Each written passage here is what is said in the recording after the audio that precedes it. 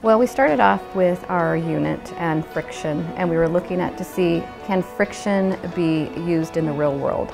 And our challenge was to get just regular everyday item, and we used socks to create it. So instead of slipping, how can we create and use friction as a positive means to help with acceleration and speed and go from there.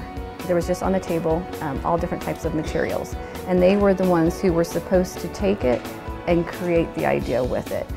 The instruction or the constraints I gave them was that this is the materials that you have, but with this, what can you do with it? We used different materials to put on the bottom to reduce the friction. Found out that without the materials, we would be slipping and sliding.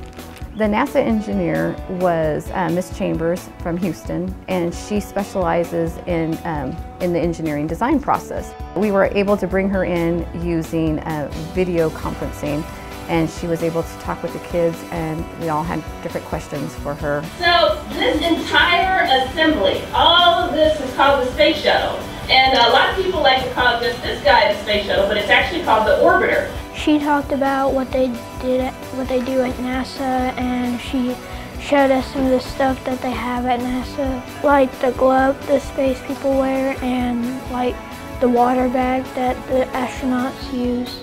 She showed us all the parts of the spaceship and how the rubber on their spacesuit, it protected them in space.